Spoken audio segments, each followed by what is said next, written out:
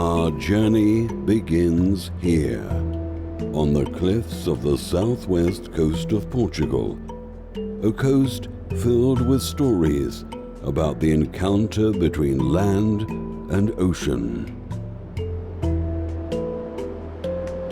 To begin to tell this story, we have to go back millions of years. These imposing cliffs, rugged and weathered by the sea and the wind, were forged about 320 million years ago through the sedimentation and compression of sand. And since then, they have been through countless transformations.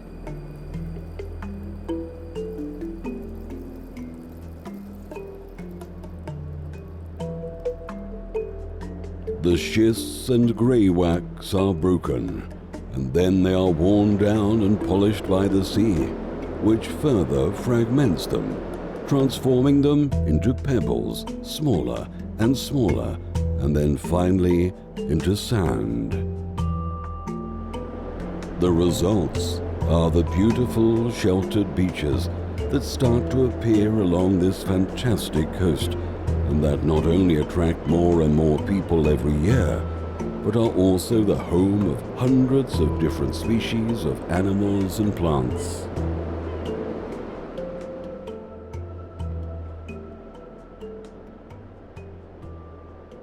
Coastal areas are often extremely inviting for wildlife, and this coast is no exception.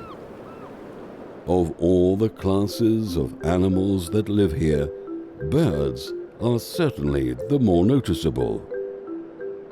These escarpments shelter dozens of different species, and if some are just visitors that arrive to spend a milder and pleasant winter, like this great cormorant, others will never leave, filling the cliffs with life.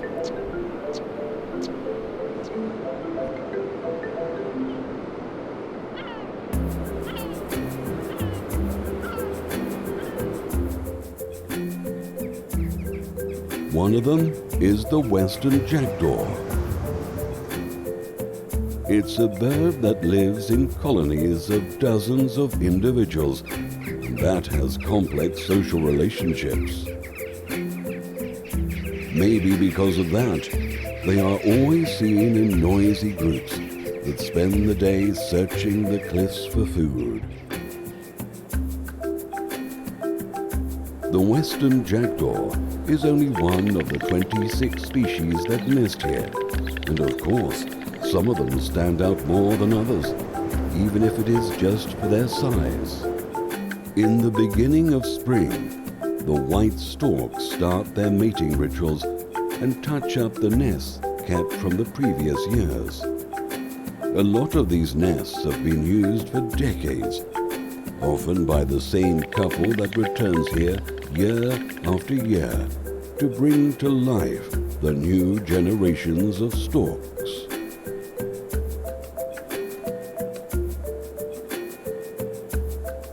The common kestrel is a dangerous neighbor. The storks have nothing to fear, but this cunning hunter feeds off a wide range of small prey. It is common to see them throughout the day, hovering through the skies above the coast plateaus. While they are in the air, the smaller inhabitants of the cliff can't be too careful. When they succeed, they fly back to the nest where their young are waiting for their next meal. At this stage, the chicks are completely reliant on their parents, not only for feeding, but also for keeping themselves warm. And the kestrels are dedicated parents. Both will spend the next month feeding and protecting their young until they are ready to fly and leave in search of their own territory.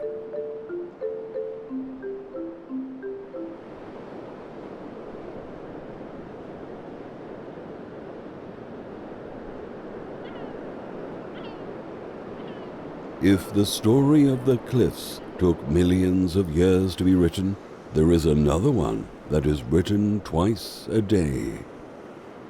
In the intertidal zone, there are countless and surprising life forms. Every day, there are 2 high tides and 2 low tides, which means there is a massive extension of rocks, sand, puddles, and millions of living organisms that are successfully submerged and exposed. Between the hundreds of species that live in this infinite succession of exposure and submersion, only a few dozen are easily visible to the naked eye. The puddles that form during the low tide are true life reservoirs, each one containing a whole community of beings that feed, reproduce, and coexist, waiting for the arrival of nutrients that will come with the next wave. Big communities of barnacles, limpets, and sea snails are exposed in the low tide and are seemingly attached to the rocks indefinitely.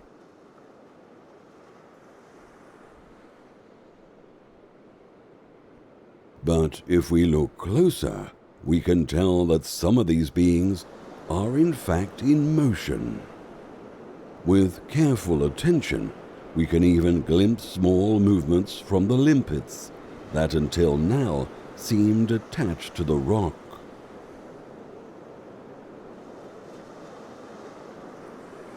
To understand exactly how much these species move, we have to speed time and immerse ourselves in their small and frantic world.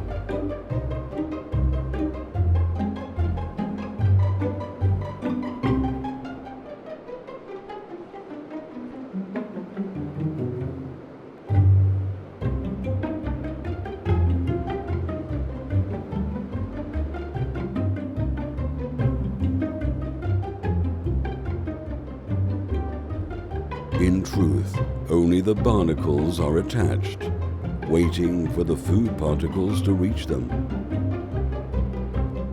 Both the limpets and the snails, in their own timelines, are active predators that run through these rocks tirelessly. When the low tide is over, the water begins to rise, and slowly it will cover all of these small worlds. The waves bring with them new, fresh food particles, as well as cleaner and cooler water.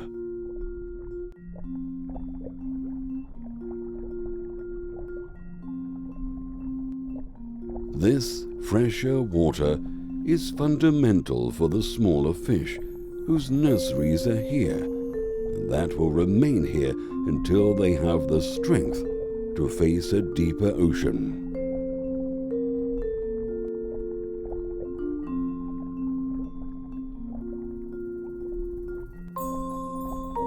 The crustaceans, like these small rock shrimps, assure that all the gathered debris are eliminated and that the system will regenerate once more, thus assuring that the coast is in good health.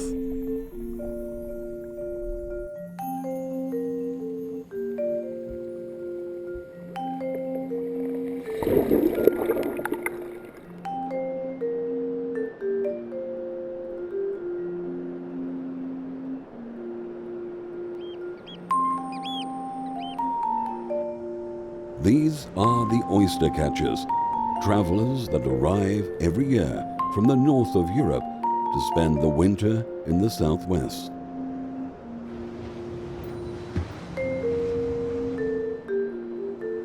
Their name comes from the observation that they are specialists in capturing shellfish, which they actively search in the rock. They travel thousands of kilometers to feed on the marine life of the region, and they do it every year.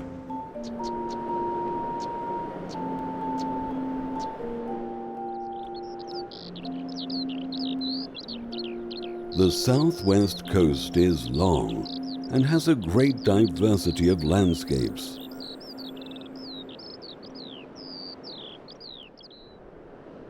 The sand dunes are one of the most dynamic habitats that exist here. They are geologically alive, and that is due to the main element that transforms them: the wind. The slightest breeze can transport millions of grains of sand that chaotically organize themselves in small piles that we call dunes.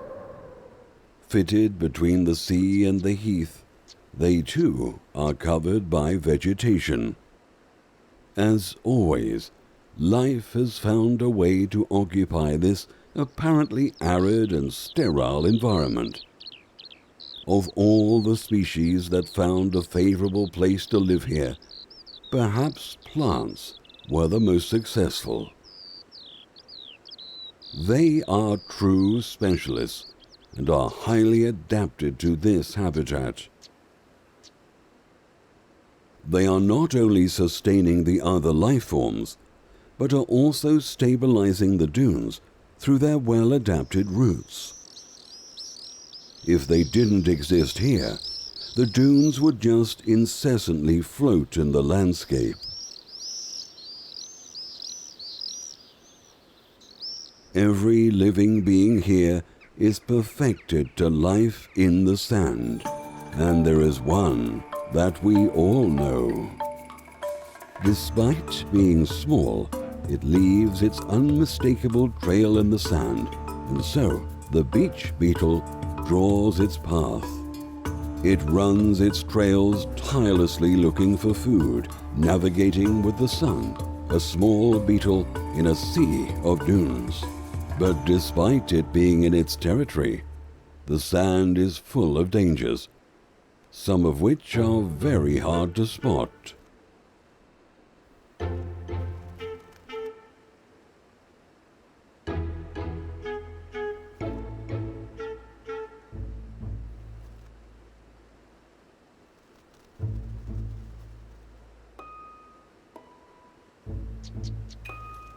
A chameleon. This master of ambush and camouflage also calls the dunes its home. It spends the day patrolling the sands slowly, or waiting in a perch for its next prey.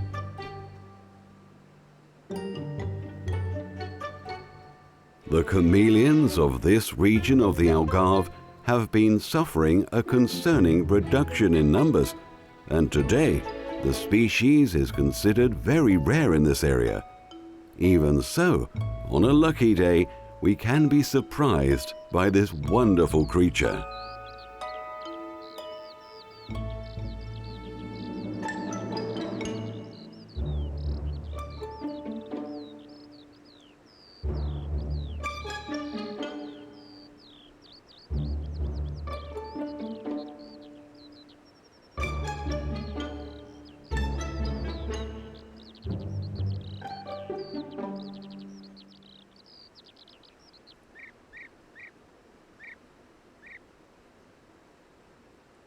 In the southwest, the dunes border other kinds of very different habitats.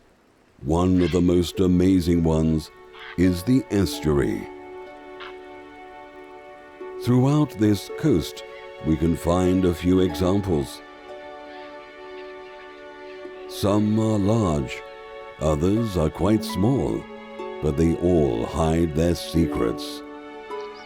On these sand and mud plains, small niches are formed, perfect for a rich and productive ecological network where many stories are written. And this story is perhaps the most amazing of all.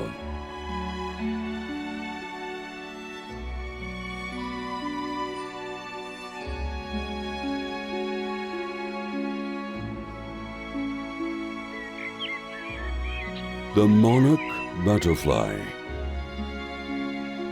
In Portugal since the 90s, a few small communities of this wonderful creature have settled here in the southwest. But how did they get here? These butterflies come from the American continent, and they are famous for their epic migrations. Every year, they travel thousands of kilometers between the south of Canada and the mountains of Mexico. Because of the great altitudes they reach during these travels, the monarchs are exposed to great winds that can deviate them from their course. This must have been the reason for them to reach the Azores, Madeira, the Canaries Islands, and at last, continental Portugal.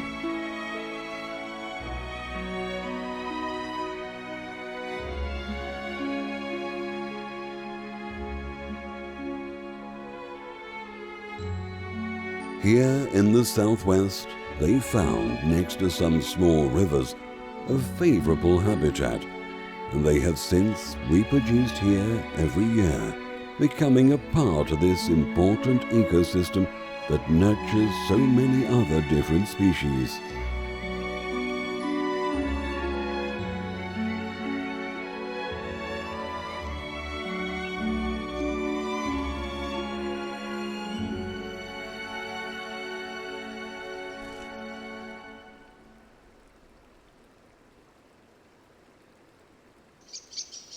At dusk, just before nightfall, the animals of the river become more active as we go upstream. One of the most iconic species of the region is also, unarguably, one of the most elusive. And there it is, two hasty silhouettes swimming at the surface of the water. On this river, we can find that which is one of the most amazing and elusive animals of the southwest fauna. A top predator who finds here the ideal conditions for its survival due to the abundance of prey. The otter. In Portugal, unlike other European countries where the otter populations have been decreasing, the populations are healthy and, in fact, growing. And here in the southwest, we can verify just that. Despite it depending totally on water, it spends a good portion of the day outside of it, patrolling the territory looking for food and defending it from its rivals. Despite the estuaries being an ideal habitat for the otter, the species occupies a larger area, including the maritime coasts and smaller watercourses further inland. The Torgal stream, with its resilient galleries of alders, seems to have been placed gently on the landscape to protect some of the most fragile species of all the southwest.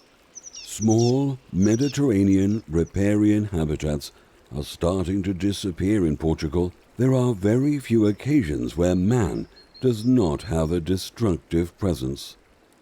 The Torgal is a true guardian for many of the region's treasures, but it too is fighting to resist the changing of the times, and for that he relies on the help of a small inhabitant.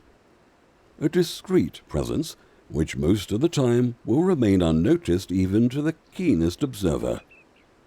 This is a Mediterranean tree frog. Its connection to the stream is vital, and it is here it will spend its entire life. Its role is to ensure that the insect populations of the ecosystem are kept in healthy numbers so that there isn't any unbalance. Amphibians are extremely delicate animals. In case there is a significant disturbance of the habitat, they will be the first to disappear. It is a tight relationship of interdependence. One needs the other to survive in a fragile but resilient equilibrium.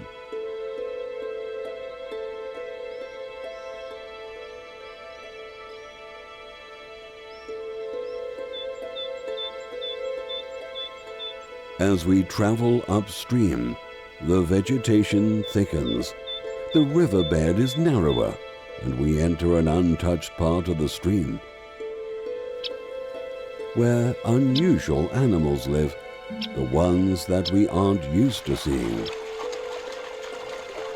These insects are at the surface of the water, incessantly moving around each other. When they feel the presence of a potential predator, they suddenly jump into a frenetic movement in an attempt to confuse it, similarly to what happens with the big shoals of fish in the ocean. Nature's strategies emerge in very different contexts. It is in these shallow waters that lie the nurseries for the small river fish. They live in these protected waters until they have the strength to migrate to deeper parts of the river. Sheltered by the alders, this location is ideal for the most delicate of creatures, or not so delicate. This eel hasn't yet reached 7 centimeters in length, but its few years of life have been spent crossing the Atlantic Ocean. Brought by the Gulf currents, the female has traveled upstream through the River Myra and then the Torgal Stream to finally find shelter in the roots of this alder. Here, it will try to survive for the next few years, until it will swim back to the ocean to reproduce in the same place where it was born.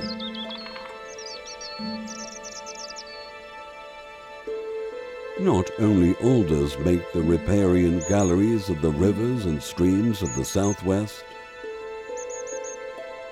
Other trees like the poplars, the ashes, or the willows are intimately connected to the watercourses, and these relations are vital for all parts involved, as well as for many other beings that depend on them. Without the riparian galleries, the water would be exposed to direct sunlight. The smaller animals of the valley wouldn't have a shelter to hide from predators, and the waters would not be filtered by the roots that invade the stream's riverbed. And these fantastic creatures would not be here.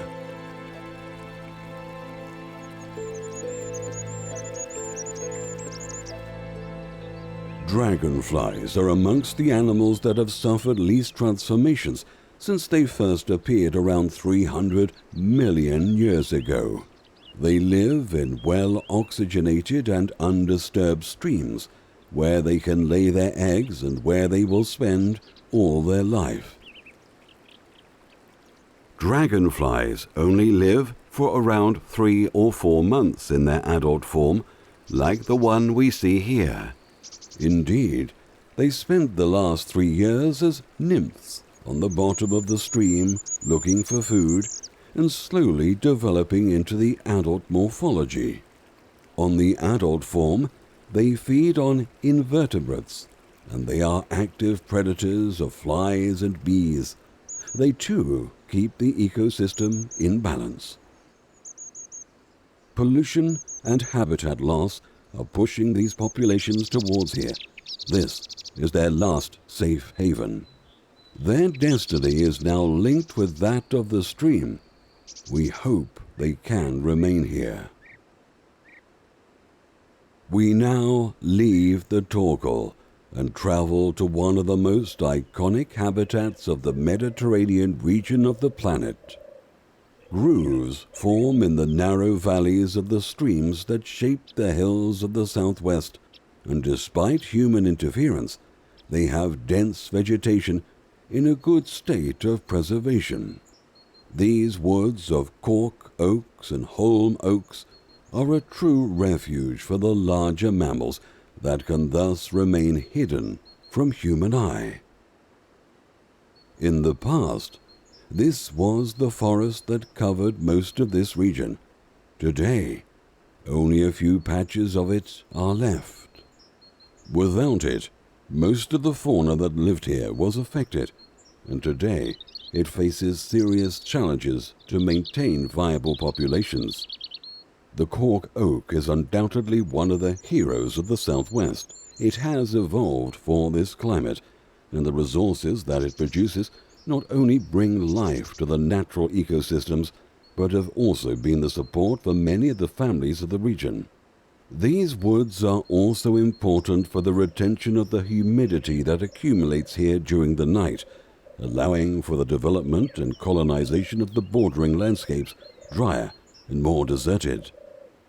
With barely any water, dozens of species of bushes can colonize the sands of the heath and of the dunes, forming low shrublands that hide many precious species.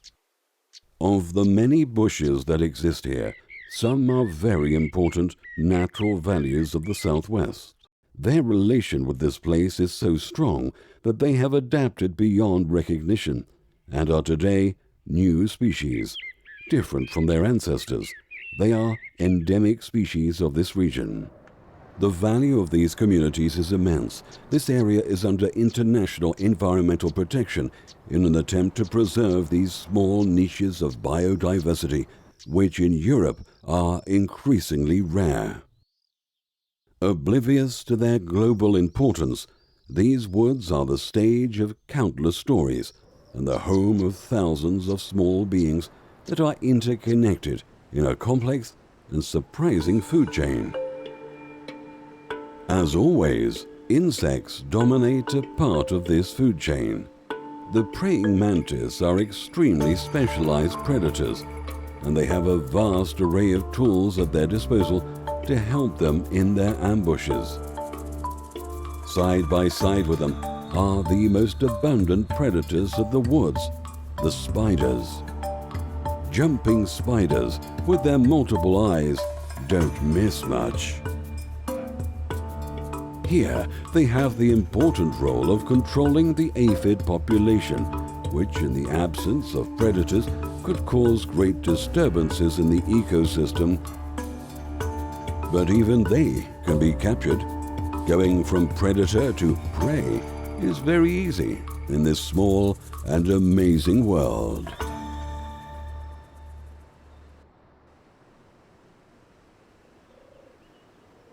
With so many small creatures, one would expect larger animals to also be found here, and that is the case.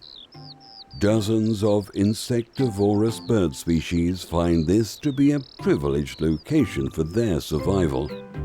Their small, elusive silhouettes fill these heaths with sound, life, and color. While some are just passing by in their long migrations, others consider the Southwest a true oasis and nest here every year. One of the most numerous ones is the stonechat. In spring, it's common to watch groups of small stonechats taking their first flights and exploring this small world that one day they will call their home. At this stage, they have started to eat on their own, and they patrol every corner, searching for the many insects that can serve as food. But not all of those who are born here have a long life ahead of them.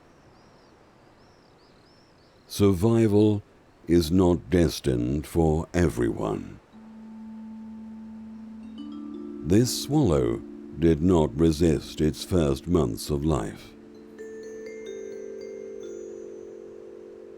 In nature, nothing is created, nothing is lost, everything changes.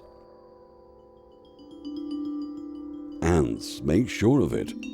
They are restless decomposers. With an unmatchable organization, The caretakers of the ecosystems eliminate the remains in the blink of an eye, transporting the rewards back to the colony.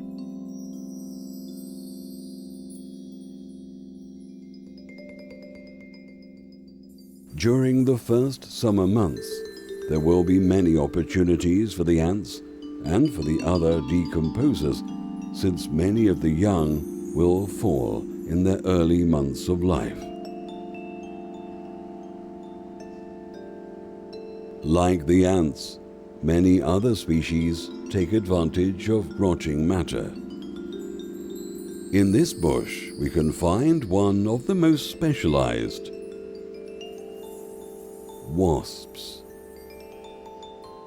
They live in the nests which they themselves build, and the whole community works at the service of the queen who founded the colony.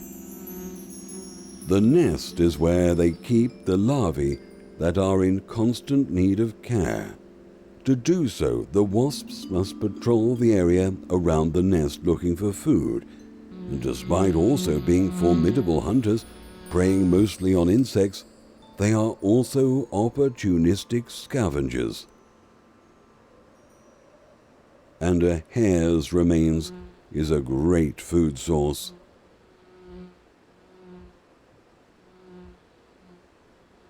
As could be expected, the wasps will have to share this find with many other species, and they will soon arrive.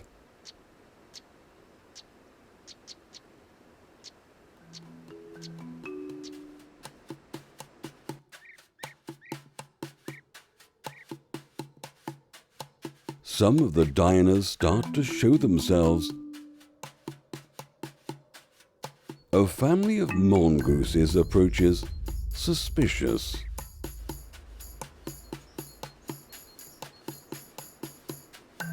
One never knows who else will try to come feed off the hare's remains. The group is very aware of their surroundings. To the mongooses, it is also possible to become prey instead of predator. In the skies, a threatening silhouette approaches. It is a short-toed snake eagle, and it isn't interested. It seems that the coast is clear. One by one they advance cautiously. Mongooses are diurnal carnivores, unlike most of the other species of the group that exist in Portugal. Their diet is quite varied. Despite being predators, it is not uncommon to see them feeding on remains of dead animals.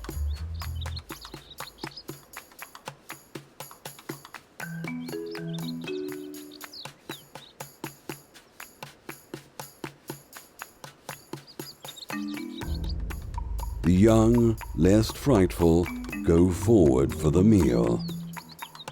But the wasps aren't ready to hand the trophy easily, and the young mongoose retreats after the first attack.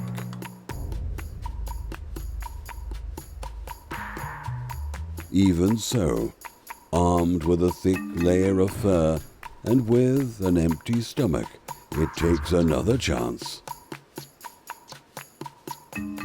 After all, this meal is definitely worth a few stings.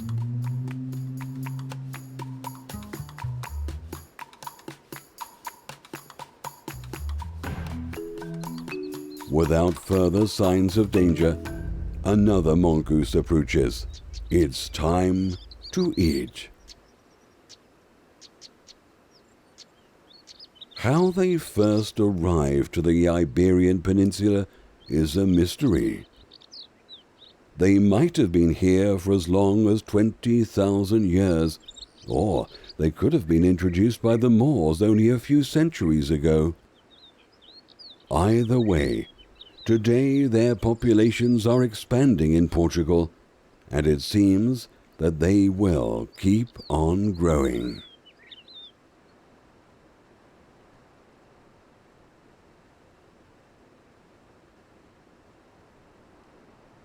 Recent times have brought many changes to this part of the world. No one knows for sure when the first humans arrived to this territory, but here in the southwest, the evidence traces back to at least 12,000 years ago.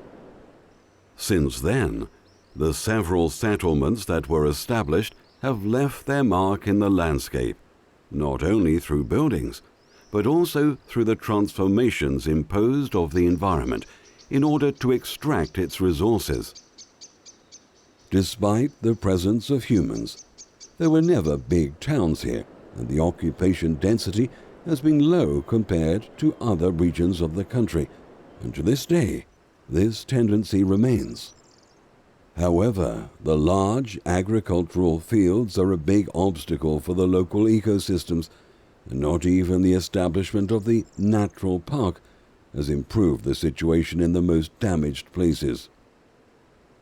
The areas for intensive monoculture or for wood production are the ones with the less biodiversity in the entire region, and they block the communication between different populations of the same species. Cattle breeding also has its problems due to the degradation of the soils and to the usage of chemicals harmful to the local fauna. Great areas of native vegetation have been cut down, and since then, the landscape has never been the same. Even so, it is in the hands of local producers and the local people to adopt more sustainable measures which would contribute for the preservation of both the landscape and the biodiversity of the Southwest. As usual, not all species were negatively impacted with the arrival of man. There is a small group that took advantage of the situation.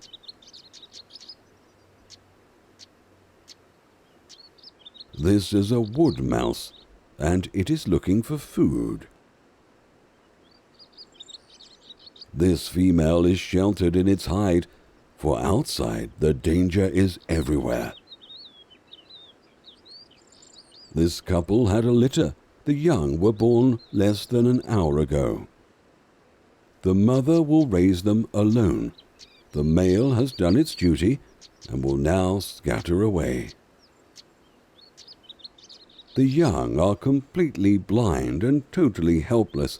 At this stage, even the smallest predator presents a great danger. But the mother has to look for food.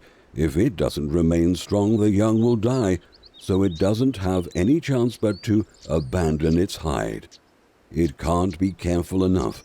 The field is full of dangers, and coming out at daytime, even at dusk, is a desperate move. The mother feels the danger in the air and hesitates for a moment.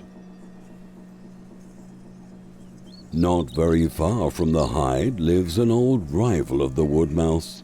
It too has benefited from human expansion. A little owl. It carefully searches for the slightest disturbance in his territory. It is hunting. When it spots a prey, it launches into the air immediately.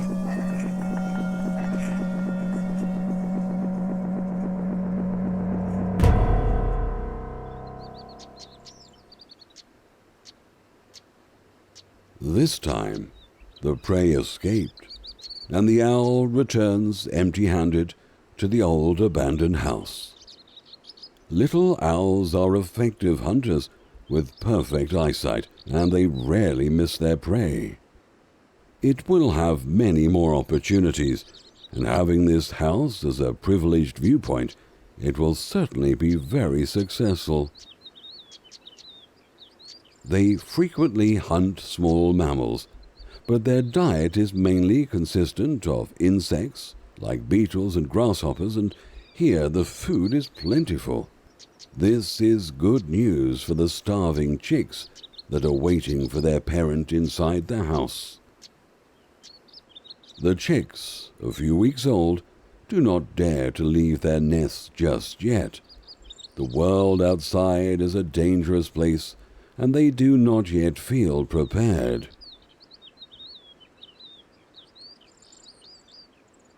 Curiosity is there in the shelter, pushing them out, but it is still early, for now they just observe the world through the small hole in the wall, while they wait for their parents to bring them food in one of the many trips they will have to make.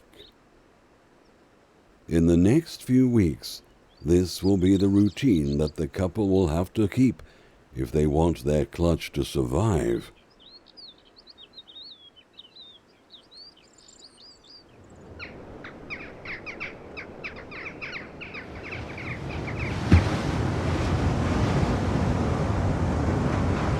We are now in one of the most important places of all the Southwest, in Sagres.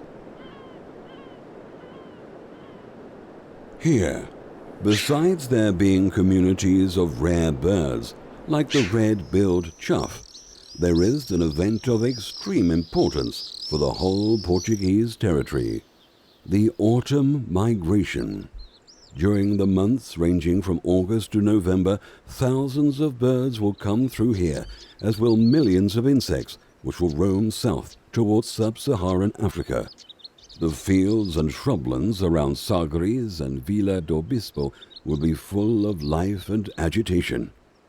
This amazing event brings together species ranging from small passerines to the great gliding birds, and during the day they can be seen flying high in big numbers.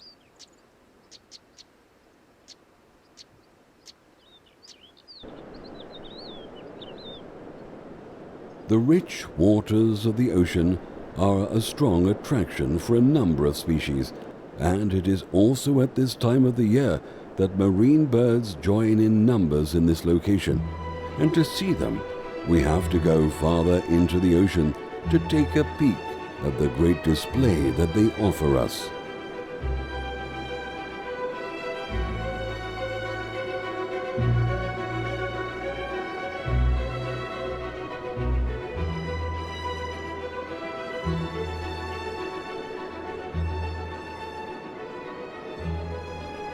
Here in the high seas, we enter the world of the pelagic birds. From the smallest ones, like the petrels, to the common seagulls, the gannets and the various species of shearwaters, there is a whole world to discover.